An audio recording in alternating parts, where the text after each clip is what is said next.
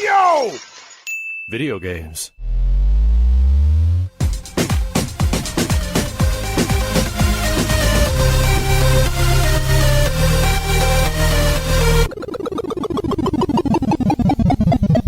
What up, dudes, and welcome back to the YoVideogames podcast. I'm Matt. And I'm Andrew. And once again, thank you to all our generous patrons who've kept us going for over 400 episodes. Yeah, if you're interested in becoming a patron at any level, please check out patreon.com/YoVideogames podcast. Dude of the week is Toten. Thank you, Toten. Thank you, Toten. Long time, dude, if I'm not mistaken. I think since the beginning, yeah. And actually, as an aside on the podcast, since or on the Patreon, since some things have changed quite a bit in the last year, all the side quests are now getting like an audio version. I'm slowly going through. There's like 40 something side quests now. Those are basically like half episodes or mini episodes about topics that we couldn't fit into a larger episode, that kind of thing. I'm doing audio versions of them too. They're all video versions currently, and then the audio versions are rolling out. But all new side quests from here on out will also be released in audio format, so you can listen onto your phone. And we might be doing a lot more side quests soon. Yeah. So, the other thing to note about the Patreon is there's no tiers. There's $1 or whatever you can give, and you're in and you get all the side quests, any other bonus content that we release. And if you want to be a producer, that tier is just like you're giving $20 or more. But thank you to all of our patrons. Again, if you're interested in becoming a patron, checking out those side quests, please head over to patreon.com/YoVideogames podcast. And of course, we have a sponsor to thank. And I'm talking about Manscaped. And right here, I got our current favorite product by Manscaped. It is the Beard Hedger Pro. Now, I was sort of thinking of like, what could they, how could they beat this? We're in that season of like gift giving, and so I wanted to make recommendations of Manscaped products. What would be like the lower end, like you want to do a stocking stuffer, or you're hitting like my anniversary is today. So like a good anniversary gift for me would have been the Beard Hedger Pro, but I got one. And my wife actually knows that because we went on that camping trip, I used the crop mops and loved them. So I think crop mops are the best stocking stuffer. They're sort of an excellent gift. And so as like a joke gift in our anniversary, she got me more crop mops. Nice. So I was sitting there thinking like, oh, the underwear is great. Also a good stocking stuffer. Crop preserver, really good. The crop mops, I think, are my favorite, even over the crop preserver, just because of the convenience. So we use crop mop a lot. Why don't you give a good detailed explanation of what the crop mop is and what it's used for? So basically, the crop mop's like a wet wipe that's got the same scent profile as the crop preserver on it, and it's in an individual package, so you can kind of throw them in a gym bag, or I used them traveling when I went to that wedding. I had one in my like travel bag, that kind of thing. Rip it open, use it, throw it away. What do you use it for? Rubbing my balls. You rub it on your balls. It's for your ball sweat. Balls and thighs. You're real like so. I mean, I realize we talk about the crop mop a lot, but I don't know if people understand. It's a wet wipe for your balls and your dick. And when you get real sweaty after a good workout or whatever, just the activities of the day, and you just want to like wipe your shit down. Well, not that real quick. Not. It's also not as like thick as the crop preserver like cream. Like you don't have to rub it into your hands, and like it's just. Again, it's like that wet wipe quick. You're not going to have like crop preserver on your hands. Like you're not going to get that like lotion feeling on your hands, which, is great. You put lotion on your skin, guys. You definitely want to do it. But at the same time, you don't want your hands to smell the way your balls smell. Or maybe you do. It is a great smell. If you've got like a real good musk, real unique manly profile, maybe, but probably not. You're just sitting there just rubbing it ever. Oh my god. But if you want to check out any of Manscaped's products, we're a pretty big fan of all of them. Head over to manscaped.com, use our code YoVG, all caps, for 20% off and free shipping. That's code YoVG at Manscaped for 20% off and free shipping worldwide. Your balls will thank you. All right. So this was TGS week, or we're after it now. Tokyo Game Show happened. It was actually probably one of the bigger, better Tokyo Game Shows in a long time. I feel like a lot of stuff got overshadowed by purely industry news rather than game yeah, announcements. that kind of happened. I'm a little upset that like they were like, okay, Rebirth. I'm not upset because I played it, but like Rebirth was there, but they had like 100 demo stations, which is like great. What I kept saying to do at E3 for years before E3 died. Well, maybe they finally learned their lesson. Or how much of that like demo station stuff was ESA not willing to give them the space to have those units? You know what? You raise a darn good point. Yeah. Where they're like, okay, oh, you want all that demo station? Pay us this X amount of millions of dollars. You know, like Right. that's just not worth it. You know. In a lot of ways, post COVID, though, I think convention space is going to be quite a bit cheaper moving forward. Commercial real estate in general is having a rough time right now, and so convention space might be getting cheaper just generally. Maybe we'll have like a boom. I would hope so because like when you really think about it, when you like say you're renting floor space to someone or whatever, it's like you're in a warehouse. Right. You know, you're not getting much. Like, yeah, there is electrical outlets and stuff like that, but I'm like, at the end of the day, you're renting some space on a concrete floor in a warehouse. Right. That's only good for like 2-3 days. I'm not sure what the argument for why ESA made as much money as it did. I mean, in its peak, it was the main outlet in the States for like gaming news. It was a very big event. But even by, I don't know, 2015, there was so many other events you could get news at.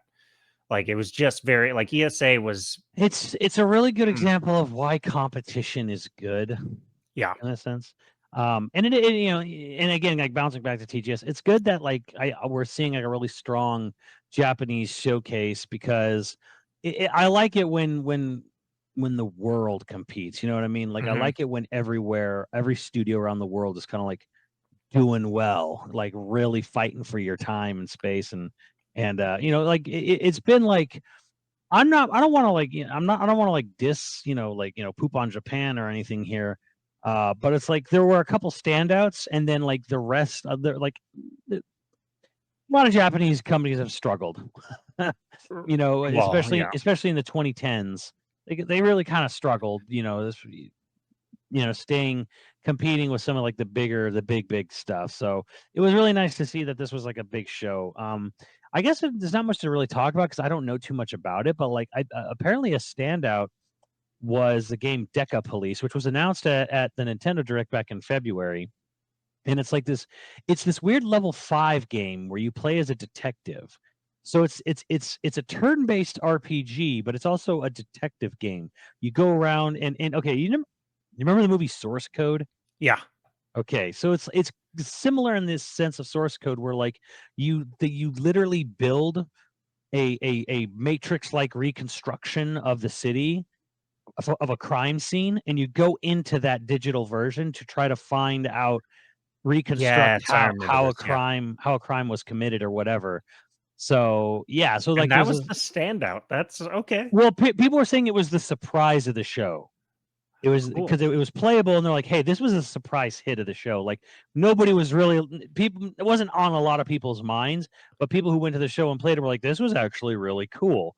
I saw a tiny bit of footage. It looked nice. It looked good. Like really, really good art style. Like didn't look like overtly like harsh lines of typical like old style cell shading stuff. It looked good. Right. It looked quality. So that was kind of nice to see. Level 5's having its comeback. I think a game that really got buried was Dragon's Dogma 2. It Surprising because everybody's it looking was forward to it. shown, and people are definitely looking forward to the game. I don't think people are not looking forward to it. I mean, but it kind of was in my from my viewpoint here over here. It was like Rebirth kind of ate up all the conversation, as it would. Yeah, I don't see a year where Final Fantasy VII isn't going to. Yeah, Rebirth kind of ate that whole conversation up. And Mhm. Dragon's Dogma 2 is cool, and I'm sure it's going to be great, you know. But it was kind of interesting how like it felt like that game just got Brushed completely. aside. No, I don't know what brushed aside, but I mean, it definitely feels like this would have been a much bigger. We would have been hearing more about it if Rebirth wasn't there. Hmm. You know, you know, Microsoft showed up with their own, you know, event. You know, they had some announcements and stuff. Yakuza Gaiden, or should I say, Like a Dragon, the man with no name, got announced as day one on Game Pass. I think Persona 3 Reload is day one on Game Pass as well. They showed it was funny because like they showed, I thought it was a really good trailer. Do you remember there was this game called Eiyuden Chronicles, which is not Suikoden? Oh yeah, The not Suikoden game got a big trailer at Microsoft's thing, and it looked great, you know, and it had a really good trailer, and they announced the release date, and I'm like, and Konami will now announce Suikoden 1 and 2 HD 2 weeks before that game's release. Konami's. One thing. This is an aside, but I was thinking about like, do you think Konami's going to try and make a comeback? They're going to like I feel they're going to like use this Metal Gear Solid or Metal Gear I collection feel to like. like it's sort of like this they're trying to like Trojan horse their way back into the limelight. Like they're not trying to like come in with any like major, big, giant, expensive projects. They're just trying to like worm their way back into people's consciousness with Well, like Castlevania Advanced Collection, Metal Gear Solid Collection, because these are like, and let's be real here. These are pretty ports of these games, because really? like on the modern systems they only run at 1080p, like max resolution. What? And on the Switch they only run at 30 frames, and they ran at 60 on the PS2. Like I Wow. think the Switch is more powerful than a PS2, guys. Like That I says would, more. That says more about the Switch than I think it does about the developers. Maybe. no, I would have to say completely no, opposite of that. Really, you think they just locked it in there to make it easier for themselves? How would it? Okay, the PS2 ran Metal Gear Solid 2 and 3 at 60 frames. Right. The Switch has magnitudes more horsepower than a PS2. Which There's is no insane. reason they have to run those games at half the frame rate on a Switch. None. This is like one of those behind the scene. Like, have you seen those tweets going out where like developers have been saying odd little behind the scenes if you've never thought about it stuff? Have you seen any of that? Like one of the recent ones is like a developer was talking about how people don't realize that Rain is two different programs that have to be synced very like very closely in order to have like things look wet when rain is raining, Yeah. and how like that is actually quite a bit more complex than people even realize. And so like when you have a action game that has rain going and the ground is getting wet and you have the puddles splashing and stuff all while Yeah. action is happening, like that's really impressive. Yeah. And like people just like having their minds blown. This is one of those things where it's like I wonder what the behind the scenes, like where the guy's just like, it's too fucking hard, man. I don't know what to do. I guess it was just kind of like they ran into some issue. Konami was like, I don't care, push it out. We don't, you know, we have a deadline to meet. And they're like, all right, well, it's We'll either cap. going to be like this really, it's going to have like a really odd frame rate fluctuating, or we just chop it to 30. And they just chopped it to 30. I don't know. Mm. I don't know. Love to know why, but and really, like, because I mean, Blue Point did the Metal Gear Solid HD collection back on the PS3 360, like, Right. which these are based off of that version, but it's also kind of like on a PS5, this shit should be running 4K, Right. right? You know, like natively. I don't know. It's the don't know about that. You know, and then if we didn't. I don't think we heard anything about Metal Gear Solid Delta, the remake of 3. Yeah. I think that was completely MIA from the show floor. So I guess that's not really surprising since it's not coming out anytime soon. So I wonder. Well, another thing. I don't know if it was at TGS, but it got announced just very recently, like today or yesterday. Is the anime, the Netflix anime for Devil May Cry? yeah, And isn't there there's an a. Onimusha anime too? As an aside, towards I want to say yes, there was one. I think yeah. there was. So I think that like did that happen at TGS? Is that why that's going No, on? the Devil May Cry one's been in. That was announced years ago, and then I guess there was some issues or whatever, getting it off the ground or whatever. The Devil May Cry series has been a long time coming. And there was a Devil May Cry anime in the past, long Interesting. time ago. It was kind of boring, sadly. Looked good, but it was boring. But yeah, this was long time coming from the producer of the Castlevania series. So Yeah. and the Dread movie with Carl Urban. Yep. So I mean, I've seen people hyped about the trailer and stuff. it's not really much of a trailer. It's A teaser. teaser. Yeah. Teaser be generous even, but I'm sure it'll be good. The thing about it, and here's where I lose everyone forever, and it's like Devil May Cry games are great. I don't think much of their story. Well, It's exactly what it needs to be in nothing more, nothing less. I don't even I don't know that this is going to make anybody mad, and I'm not even trying to be a shit, but it is Devil May Cry is of the era of action games where the story was whatever justified the shit you wanted to do on screen. Right. And like in the last 5 to 10 years maybe, I would say that like story has been put first and then gameplay has been made to support story, maybe. Especially in like the AAA story games that like Sony's been doing. But we've said this a million times before, and I don't think anybody's ever denied it. For the vast majority of games that have existed ever, the game was designed and being built literal years before the fucking story was ever written.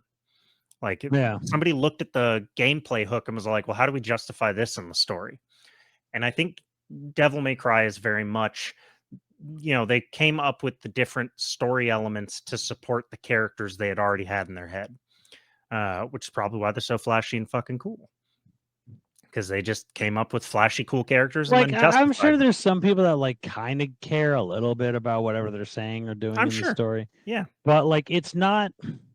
Nobody sits there and thinks about like this is my masterpiece. I'm Right. like this is my my Citizen Look, Kane or my I have nowhere to stand because Resident Evil is one of my favorite series, and that lore is just nonsense. For the vast majority of it, it is maze-like in its stupidity. Like it's just, I mean, we did an entire 4-part series on the lore up until I forget what was it 7. We were leading into 7 to do like a Mhm. lorecast series, and we had Mike, who's probably the most knowledgeable on lore of anybody we know that's doing Resident Evil lore. And how many weeks did it take to put it all Right. together and piece it together to make it make sense? And we still left a shitload of stuff out, probably. Right. So I'm Well, not I don't criticizing. know. I don't, did you play Separate Ways? That also came out. It was Yeah, I haven't played it sort yet. of. I It's own it. $10. It's good. I mean, here's the thing: it's better than the original Separate Ways. Not a high bar. Yeah. It's $10. It's very cheap. You get 5 hours of gameplay out of $10. Oh, So that's great. Yeah. they do some really cool things. I hear Wesker's very cool in it. No, You don't think so? not at I've all. I've seen a lot of things saying Wesker looks cool and is cool I kind of dig his new duds. because he's in like a suit. He's so bizarre. And do you care about spoilers? Separate Ways No, of all things. I don't give a shit. People might. Spoiler alert. The game's been out for a little while now, but like there's a couple of weird things where like Wesker shows up, like physically enters Spain, talks to Ada, and then just leaves. Tells her to get the job done, and then leaves. And it's like, do it yourself. Like you made all the effort to come out here. Like he makes an effort early in Separate Ways. He makes an effort to save Ada when she passes out and is surrounded by Ganados. So off screen, you see him like his foot, like on top of a building. So he goes and saves her, and then puts her in Mendez's house, like wakes her up, and it's just like, now get the job done, and then just leaves. And it's like, so you killed a whole group of Ganados, put Ada in a safe house, and then tell her to just go finish the job, even though you're literally here. And You've literally come here, gotten your hands dirty, now you're just gonna leave. He does that twice. Well, Okay. It's bizarre. It's what like it's not like, oh, the game sucks because of it. It's just that's a bizarre, weird thing for Wesker to do. Like, okay.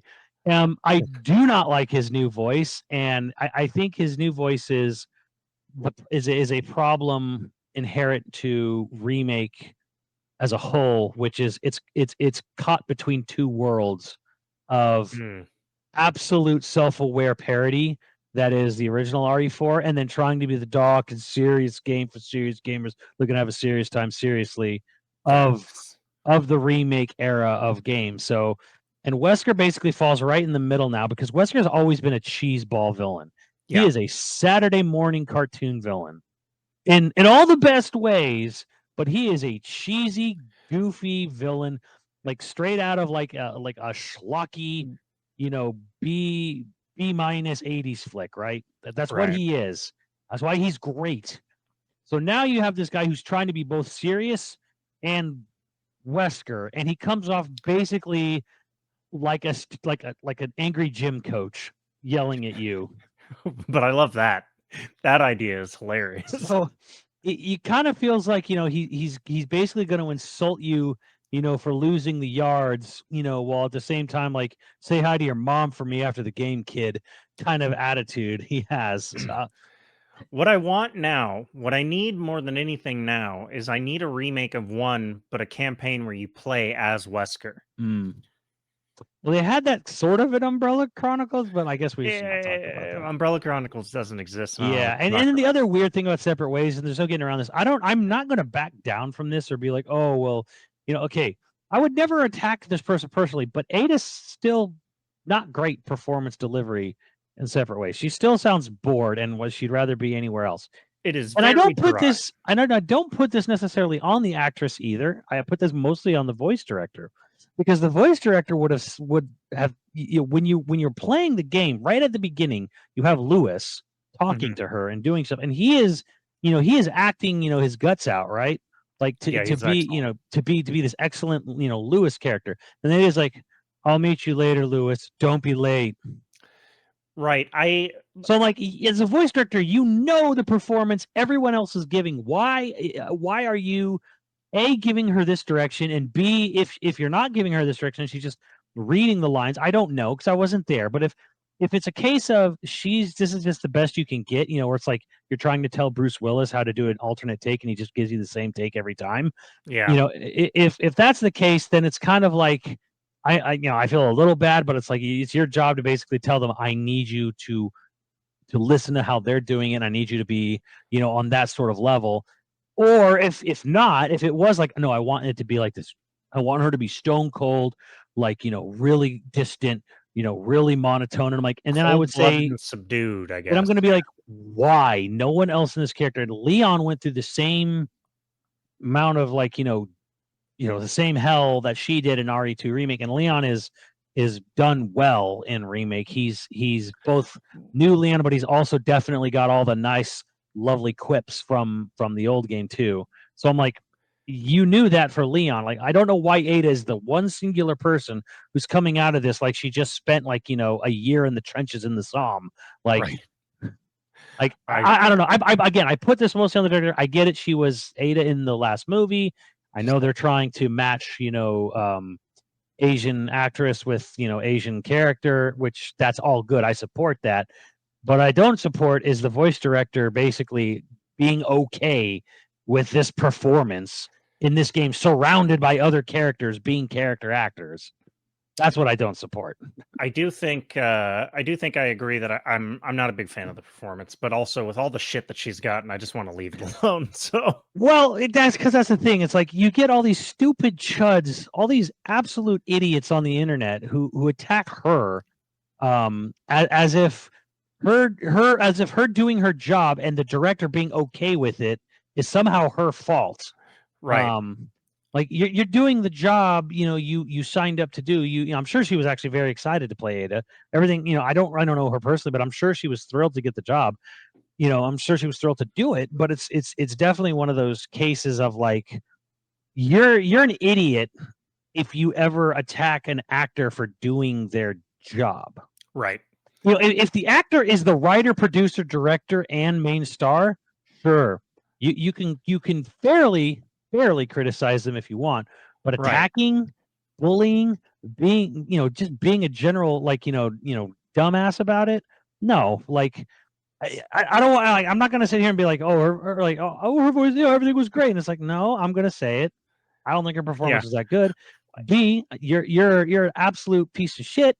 If you attack the person personally online or in person or otherwise, like it's Yeah, I do think the weird pushback against those assholes of being like, actually, she's incredible in this game is yeah. also kind of weird. I mean, it's just like Like, look, let's it didn't pan out, guys. Let's just move on. and there's a great, honestly, that reminds me of a great thing that also happened within this week. I don't know if you saw the director of Cyberpunk. There was a big meme, one of those clickbait, one of those engagement tweets went out. Oh, yay. And so it was like, Cyberpunk was always good, period. And the director was like, no, it wasn't. Yeah. Yeah, I saw that. I was like, I don't know why. It was the one with like the astronaut shooting the astronaut in the back of the head. Yeah. Cyberpunk is good, actually. Always has been. Well, that started from someone else, literally just a single sentence of like, Cyberpunk was always good. And someone like added to that. And boy, he's a cinematic designer. I said director. I take that back. Michael and good God in heaven, Zabrizniak. Look at this name, dude. Polish name is so good. ZBRZEZNIAK. I wouldn't retroactively change the past. The game had a lot of problems. I think the overall mood, story, characters, art direction, gameplay, and music were solid from the start, but bugged and undercooked or not working. We had to fix it, and that's what we did. That's the story. Yeah, and by all accounts, I haven't got to go through it yet, but by all accounts, it is now like Yeah, like 2.0 is apparently the game it was supposed to be now. yeah, it's apparently just top notch. And there were other people from the Cyberpunk development that chimed in on this and were like, "No, this was not the game it should have been at launch." I've had people tweet me and like comment on YouTube on the podcast where they've said like, there's a lot of the stuff that people wanted in the game was actually there. It just was like you had to hunt for it and find it, and it wasn't quite what was promised, but it was there. And it's like now it's like now you can like really dig into the game. I think for me, I don't know if I'll ever play Cyberpunk. If it showed up on Game Pass, I would definitely check it out. But like when I saw like Cyberpunk died for me at the D3 when we went to when we did the theater experience. Yeah, the theater experience. And I was like, oh, it's just like any other video game ever. Like, and it didn't look that Cyberpunk. It was I wanted Blade Runner. Right. They were giving me the Will Smith version of iRobot, where it's like it's more near future with robotics and augments on a much more grounded, realistic take on what a West Coast city will look like in say 70 years. I wanted Blade Runner, and Blade Runner is practically fantasy. Pretty much is fantasy. It's got Blade Runner vibes though when you're actually like deep in the city and stuff, like the buildings and like it's the funny, way like it's all cramped and stuff. The most it looked like that was when you did the flashback as Johnny Silverhand. Yeah, and then I was like, oh, now though, like, oh, this is what I wanted, No, there's definitely areas that are Blade Runner. There's definitely like when you get outside the city to the outskirts and stuff, it has like some Blade Runner 2049 feels and stuff. But it's I agree that I wanted like a dread mega city. Right. Yeah. And there are parts of the city that are like that, and maybe more now that it's updated. But I'm definitely going to give it a second chance. I want to go in and like check it out. One, because I like CD Projekt Red. Like I like them. And I really liked The Witcher 3, and I want this to be good. I want Cyberpunk to win, basically. Well, I'm also glad that they were able. I mean, they had enough money from just the 13 million months, and despite all the returns, right? They had enough money to do it. But like, someone made a good point where it's like they could have just cut their losses on this, and just taken what money they made and ran with it and said, all right, let's make the next game good, like the next Witcher or whatever. But they stuck with it. They're like, no, let's fix this. I also think that company has always displayed pride in what they're doing. Right, which that doesn't always happen. Right, and that's like if this was Activision that was publishing this, they would have just cut the losses and fuck Oh off. yeah, totally. Which is what they're doing with the current Call of Duty, right? They're bringing out a new one that was supposed to be an addition and DLC. became yeah. Now, granted, it's more nuanced to that too, but um, I don't. One thing that I think is like with all the back and forth that you get about games that come out and they're not what they're promised is like I don't want any game company really to fail. I mean, Right. I think the only gaming entity that I've ever like been like, they need to fail is maybe EA, maybe. Even then I would like them to have just changed because I like the idea of Battlefront, but Battlefront needed to fail. Um or like ESA. ESA need like by the end there they really like I mean, they they did. I mean, they did dox you, so yeah, they needed they needed to fail. But like generally speaking, like I want these companies, developers especially, I want them to succeed. Any creative endeavor is it's just like no one does it purely for the money. Developers especially, like publishers, obviously they're in it purely for the money, but like you don't decide to put 3 years, 4 years, 5 years of your life into something purely because you need the paycheck. Like there was a great article. I don't know if you saw it last night, where what you're saying reminded me of like some people are just in it for the money. Where apparently Christopher Nolan wants to do a Bond film. two. The Eon wants him to do Bond films, but he wants to do a period piece, Uh-huh. and they want to do modern day. Uh-huh. And then this article was like Amazon, who now owns MGM, who is the third party, like it's not really sure what Amazon really wants besides money.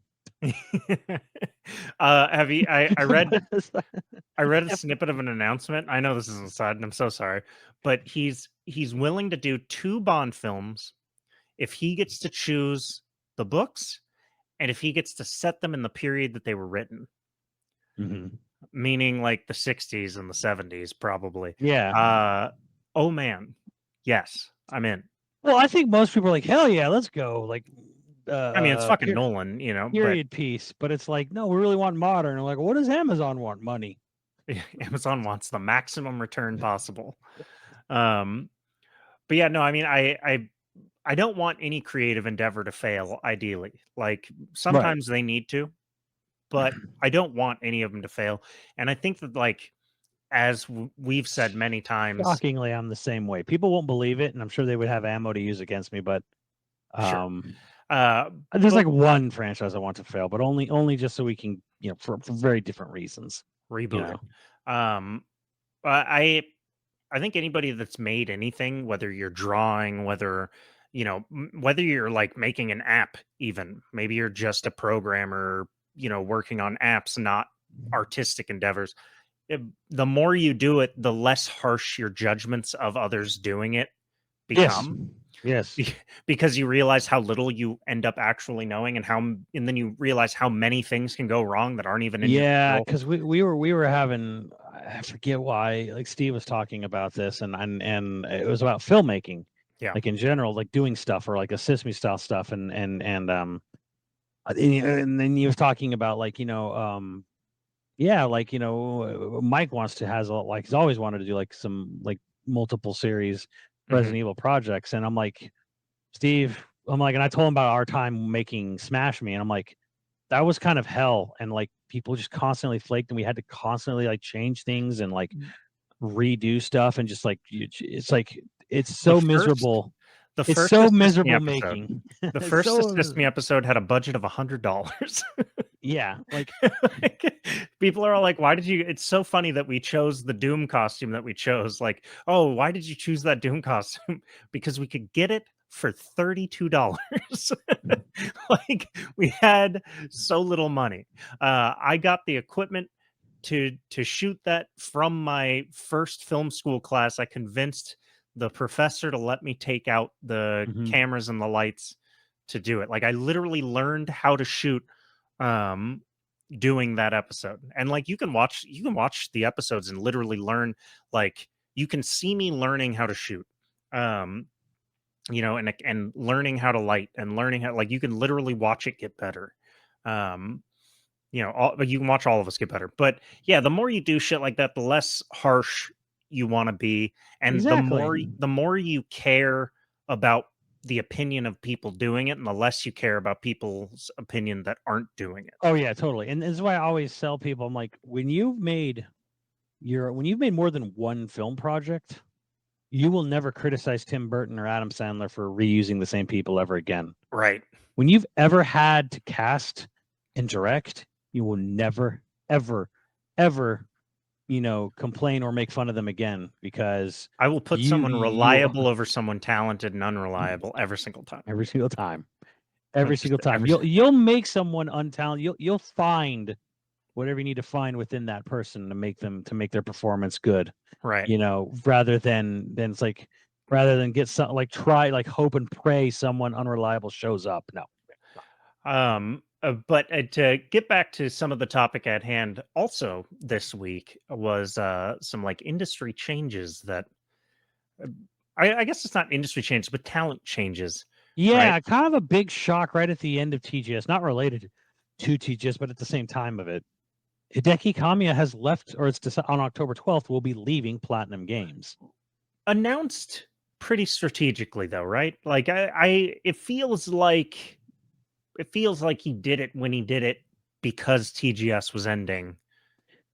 Which could mean that he already had made some deal behind closed doors with someone Right. else at TGS, and I'm like, all right, like, I will come work for you, and right at TGS. So once we're good, I will now announce my resignation. 2 weeks notice. That's conspiratorial. Like, Yeah, who there's no knows? evidence of that There is necessarily, but speculation. There is not even rumor, just completely speculated.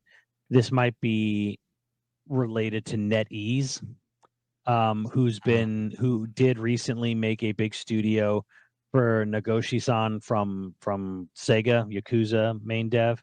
And he was very candid, in a post leaving Sega, working for NetEase interview, where he said, I got sick of being a manager. I wanted to make games. I wanted to get back into game development. And, like, I was too high up at Sega to do that now.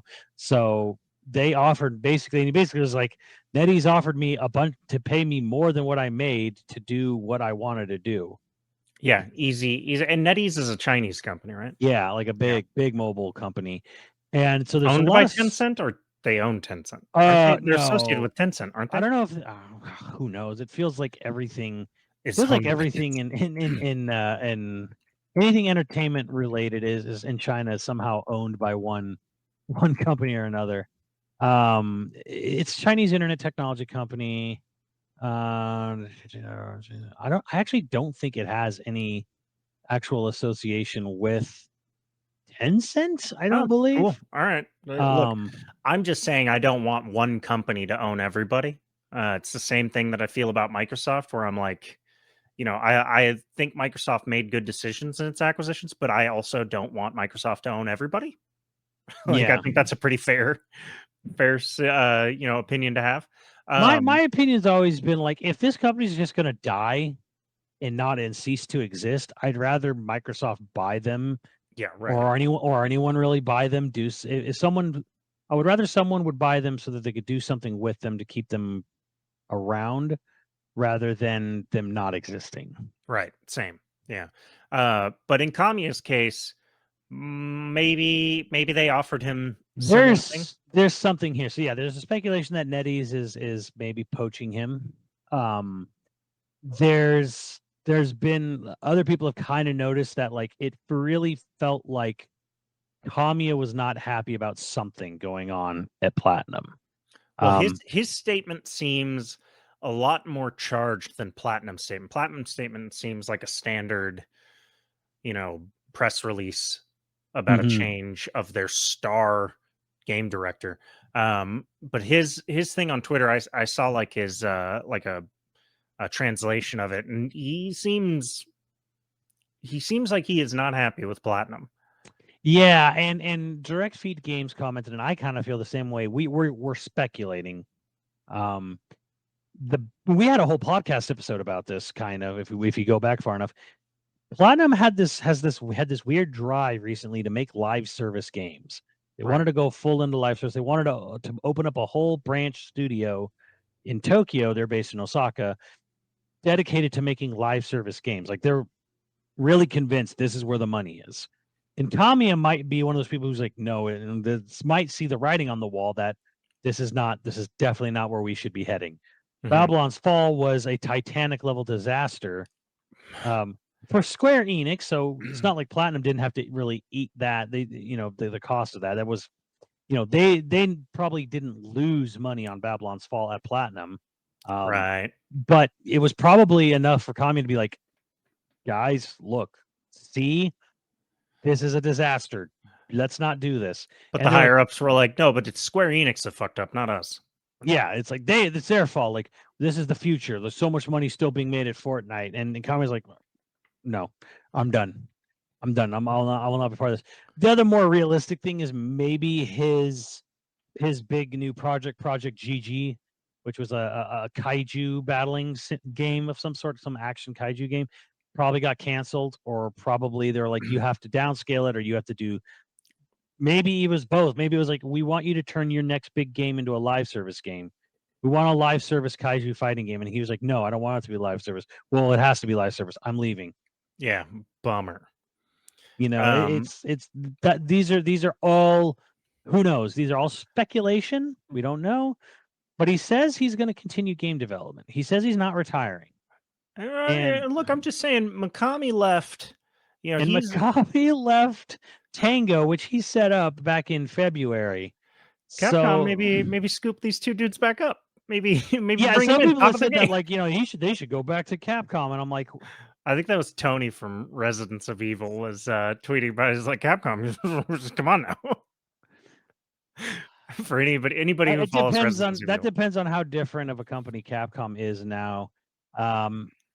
It would be really interesting if Mikami and Kamiya were scooped back up into Capcom, so that Kamiya could retake over Devil May Cry.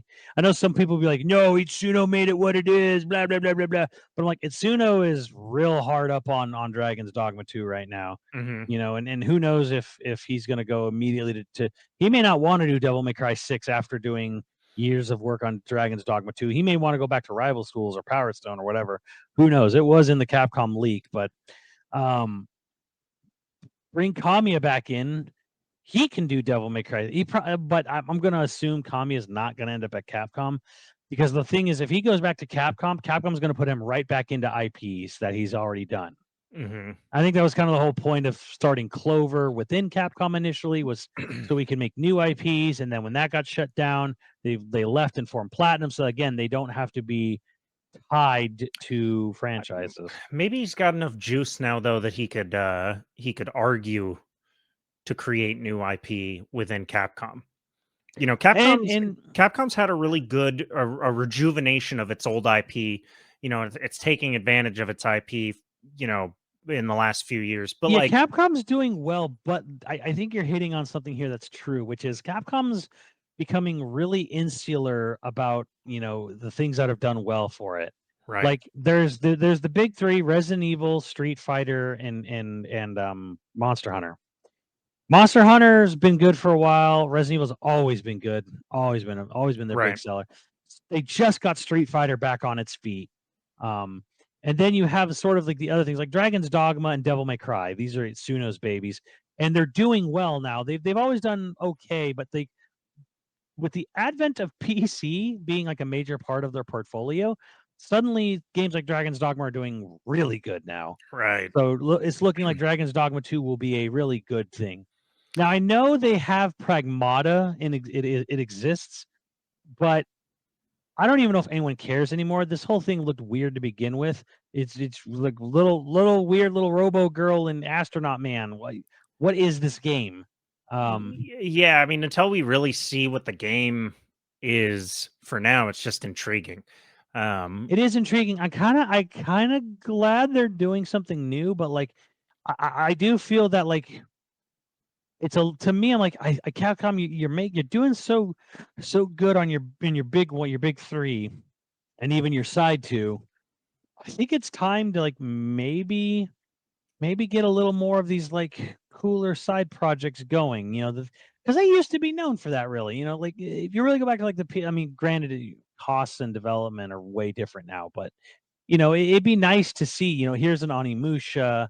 Right. And I don't even think, again, I don't think they need to spend 60-70 million dollars on say like a new like a new Dino Crisis even or like on like Although, if you got Mikami, having him bring a new Dino Crisis, if you or got even Mikami or Kamiya back on a Dino Crisis reboot,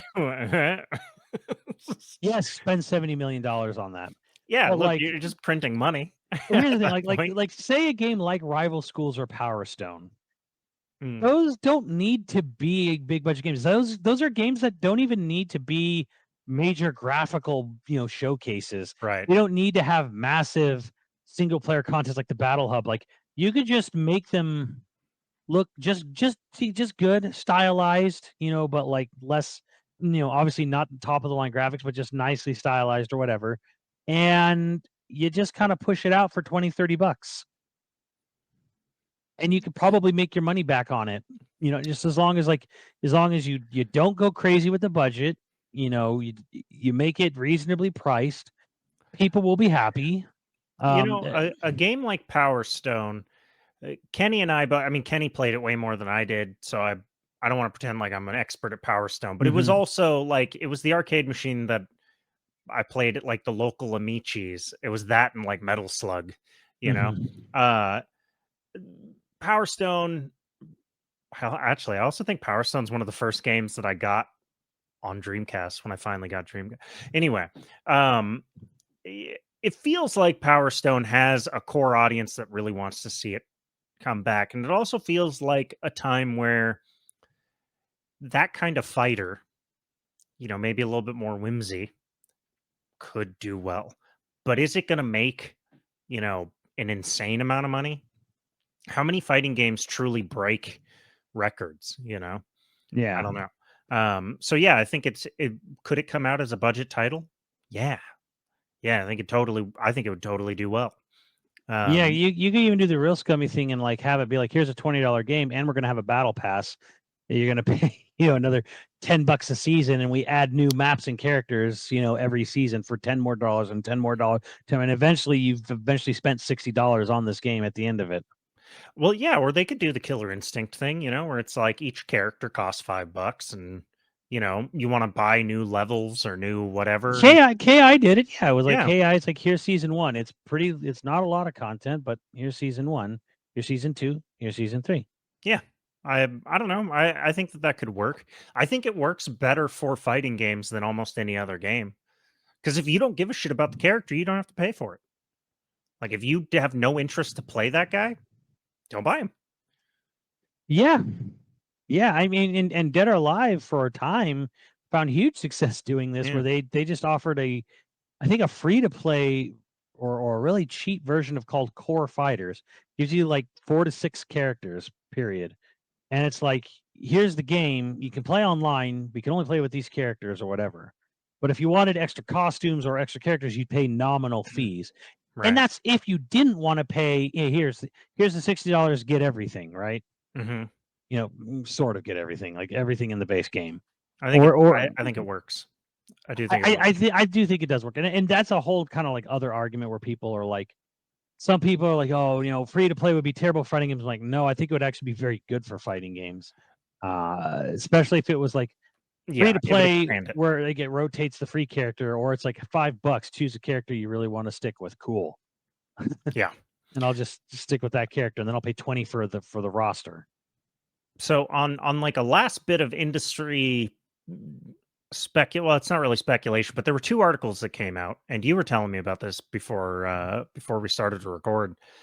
Basically, it's about like exclusivity being bad for Yeah, games. so Bloomberg put out an article that was sort of a damning piece on Square Enix, because they've lost like $2 billion this year or Yeah. something. And they had all these listed reasons.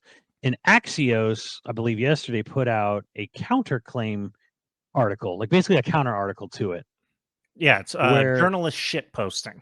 right, basically there was some agreement and there was some disagreement. Now the agreement was the exclusivity part where, this is what I've kind of tried to tell people without, I don't have the raw numbers, but but let's just say I have a pretty good idea of what's probably being floated around here. Whereas, okay, so 16 is a PS5 exclusive. It's a PS5 exclusive for like at least a year or something. Mm-hmm. And the article, both Bloomberg and Axios, are basically saying like it's okay. It sold like 3 million copies, which is good, but it's also not phenomenal. And it would have sold more if it was available on PC and Xbox at the same day. It absolutely would have. Yeah. Because 15 did. 15 sold more. A lot of people try to argue, well, there's less PS5s in the wild. There's like 40 million. There's like 40 to 50 PS5s out there. That argument's dumb to me.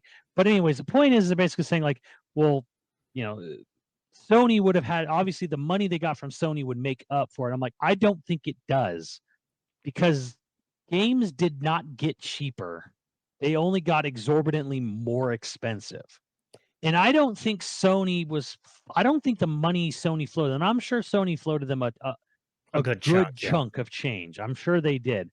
But I'm not sure that the money Sony floated for that exclusivity is going to make up for the loss of money they would have gotten if it was just completely multi-platform day one.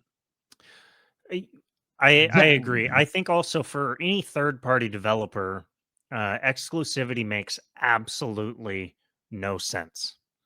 Like there's no good argument for exclusivity for a third party at all. First party, the only reason that exclusivity makes sense is because they're owned by that company. Like, do I think it's in consoles' interest to have exclusives? I do, yeah. Especially if you're not going to try and compete spec wise. If you're not going to get like consoles competing on that front. The only time exclusivity works is when the company who owns it has no interest in making the game, period. So the first party funds the third party game, which is Bayonetta 2 and 3. Right. Yeah. That's it. That's a different situation where it's like Square was always going to make Final Fantasy 16. There is no world where Square Enix doesn't make Final Fantasy 16 because Sony's not going to give them a money hat exclusive. Yeah, Bayonetta 2 come up with new IP. Yeah, Bayonetta 2 and 3 don't exist without Nintendo funding the whole project. Right. So that's a different scenario. And that also means Nintendo actually spent a lot more money on Bayonetta 2 and 3 than PlayStation did to Final Fantasy, because PlayStation literally just gave the money and said, make sure it doesn't come out on anything else. Yeah, we're not gonna. I'm not really sure if that should be or if that should be legal or illegal. Timed exclusives, because timed exclusives are clearly just trying to like corner the market. Yeah, which seems, it's funny because people are always, people were down Activision's throat about, they're trying to buy up all the competition. They're trying to corner the market. I'm like, what do you think Sony buying exclusives is? Like playing nice? Come on now. Yeah, I mean, honorable Sony. Sony would never. I mean, Sony's trying to be strategic about it, where they're like, we're going to take the game, we're going to take the games people are most interested in to make sure it's only on our stuff. So that way we spend less and still try to get. So we're trying to corner the market at a more precision angle. That's still the same thing. Mr. Ryan is a warrior and a man of honor. He would never do anything like that. Yeah, never. So yeah, but anyways, so the article also goes in.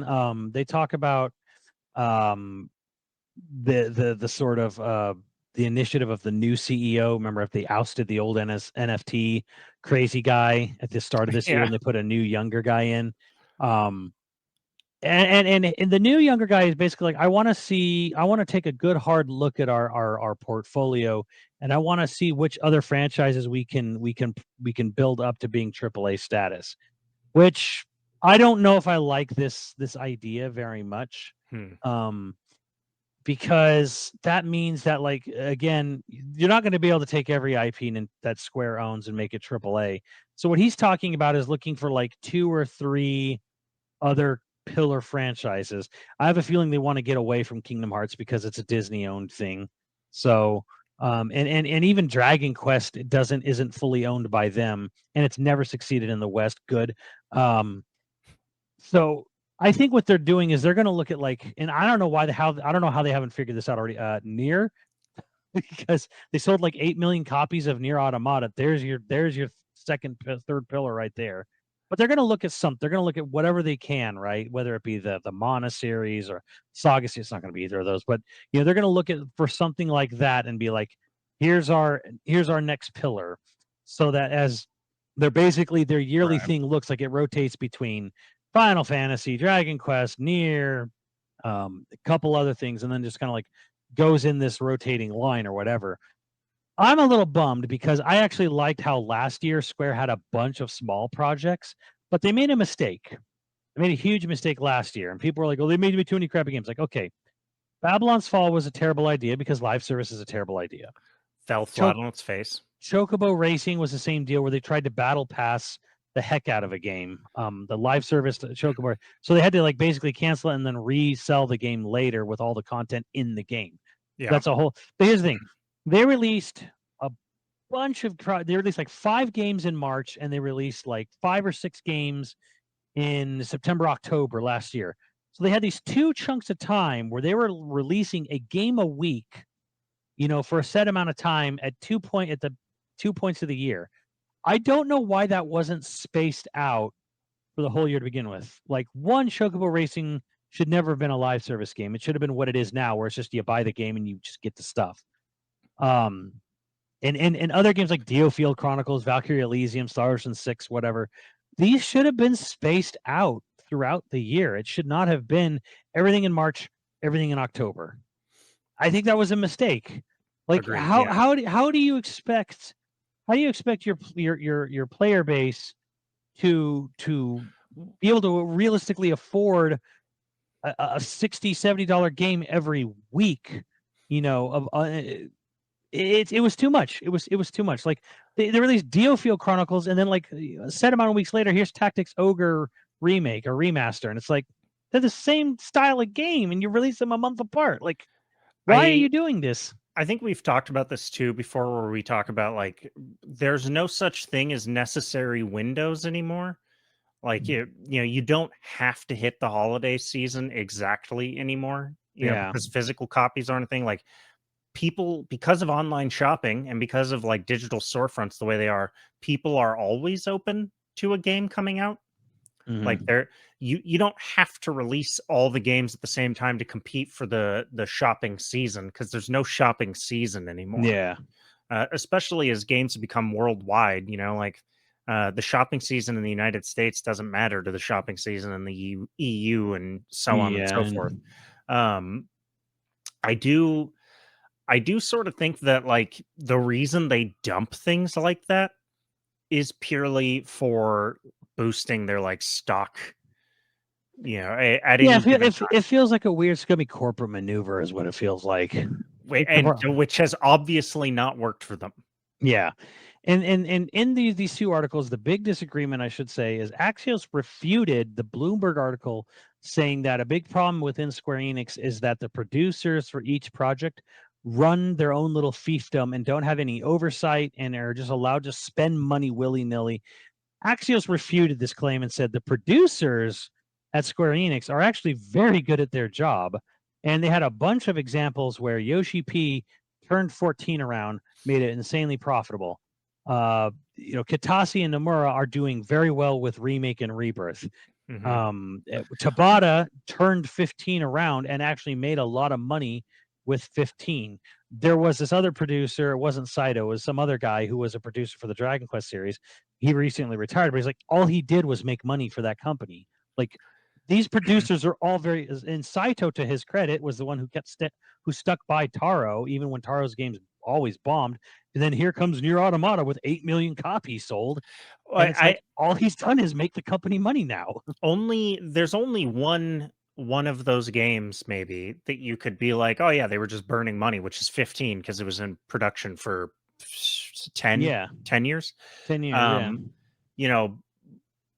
I think that there's Bloomberg especially is directed towards investor, that investor market, or that business savvy audience. And I wonder if part of it is like investors and businessmen don't like rock stars. They don't like, is the same way that Konami hated the idea of a developer having a following. They don't like that, you Yeah. know. They don't like the idea of not having a committee getting to decide what game gets made or how it gets made or what the timeline is. So the idea that they're attacking the fiefdom, as they called it, makes a lot of sense to me. Now, granted, you could make arguments that, like, yeah, should they have wasted 10 years on 15? Maybe not. No, but Yeah, Tabata came in the last 2 and turned it into something. right. And could So anybody have done that, or under a committee? Would it have taken only 2 years to begin with? I don't think so. You yeah, know, I think talent speaks. There's definitely an argument for talent being yeah, and worth and and investing in. and and I'm actually glad to see we're in an era now where companies are actually having producers come on camera and speak and talk about their project rather than Mhm. here's the trailer, here's the press release, who made it? We did. Right. Nintendo made it. Nintendo themselves made it. Nintendo, like like a monolithic entity made this product. Humans did not. I The think brand made it. The logo made it. the side effect of having a following for devs and for producers specifically means that those devs and producers will be able to negotiate a larger, Oh, and yeah, pay and scale. I'm sure and it does, and it did terrify a lot of these Japanese game companies because they didn't want these people to leave and then take their fandom with them. Right. They Um, probably breathed a sigh of relief when Mighty Number 9 bombed flopped. spectacularly Yeah. because Inafune tried to do that whole Rockstar thing, and steal all this goodwill away from Capcom. And reality is Inafune was always just a businessman. He wasn't a developer. Hmm. And Kamiya famously said that. So people kind of found out the truth. I mean, it's a harsh reality, but it's kind of like, look, you got to know, you got to really pay attention to who's doing what, in a game. When a producer doesn't necessarily know exactly how a game is made, and Minifune was, he was more of again, more of a businessman than even a producer. But it's like Hmm. Yoshi P is not a combat designer. He poached a combat designer from Capcom for 16 because I'm like, I need sauce in my combat system for 16. Yeah. I'm gonna find this. I'm gonna poach this combat director, and we're gonna put him on stage. But if Yoshi P left Square, Yoshi P couldn't sit there and be like, I'm gonna make a real time action oriented RPG, not Final Fantasy. Everyone give me money. You could argue that he has a really good eye and ear and brain for MMOs. He does He does. Yeah. because he was pretty much, from what I understand, an avid WoW and an 11 addict, before moving on to 14. So it's like he is very in the know of what an MMO needs necessarily, right? But when he's doing an action RPG like 16, he brings in other people. He's not the guy to do that. And Right. Kamiya, to his credit, is like, okay, Kamiya has directed many an action game. If he shows up somewhere, like let's say in the future, I don't know if it's next year, he shows up, I want to kickstart a game. I could kickstart a game by Kamiya because he's directed, designed product. He's not a producer. And he's also been the guy that's innovated action. Yeah. He's been the person who's changed the game in a way several times over. Mhm. Same with Mikami. Right. Right? Mikami's the guy, like, you just have to say, "Oh, he's doing a horror game," and you're immediately like, "Okay." He could You could say that about his action games too, really. I mean, he's the reason why Resident Evil 4 is as actiony as it was. So, Yeah, because and he had to, like, because the game was floundering, and he had to basically roll up his sleeves and be like, "All right, here's what we're doing." And from what I've heard is like Mikami, when he took over director, as the fourth director on that game, he basically said, "We are to figure out the gameplay loop. I don't care what you want to do for story anymore. We are right. going to figure out the gameplay loop to make this game fun to play before we do anything else." And apparently that was like how the version of RE4 we know now was made, was basically like, You've tried all these different things; they're not working. Figure out the gameplay first. I don't care what we even publicly said this story was going to be. Just figure out the gameplay. Well, that, like we said, that's an old school way to approach it. Right. And apparently, he was like, it was like a weekend or like a week or something. He wrote the script for RE4 just on his own. He was Yeah. like, I don't know. He said he wasn't even paying that much attention. He was like, he just came up with whatever like goofy sci-fi shit Movie he could shit, think yeah. of. Yeah, apparently that was it. He was just like, whatever. And then when remake was announced, he's like, good luck. I hope you guys do well. Please make the story good this time. Like he said that knowing he wrote the draft of the final RE4 was like, yeah, but I hope you guys do well. Please make the story good. I didn't. I was scrambling. Man's iconic. Okay. I hope he does. It's so weird know, how I much just- the art through adversity made that game easily my favorite. It's my favorite story, and I know Mike would hate me for this, but I'm like RE4 is my favorite story of all the Resident Evils. Well, because he does. I mean, he'll admit that RE stories are nonsensical in a lot of ways, but he likes Yeah, the grounded, you know, gritty story. He likes it, right. and I don't blame him. I like him too. I totally get it, but I'm like, I like that RE4 is completely standalone. It doesn't leave a million loose ends. It's dumb beyond belief, and it knows it's dumb. It doesn't care. Like, I know we're going a little bit over, but that's the reason why I like movies instead of TV. Is like I like a contained story, and as yes. movies have become more and more like TV, I've been more and more frustrated. Mm. But yeah, I like a contained story. That's why RE4 is my favorite. Also, the gameplay loop in RE4 is just so good. But there's something to be said about the isolation that RE4 achieves that, even other RE game like RE2 had to force the isolation by saying like, oh, the whole city's cut off and you're only going to go on these 2 blocks of the city. Yeah, But they had to work uh, around it. that is our industry speculations episode. And as always, we've got producers to thank. Again, if you're interested in becoming a patron at any level, please check out patreon.com/YoVideogames podcast. Our dude of the week was Toten. Thank you, Toten.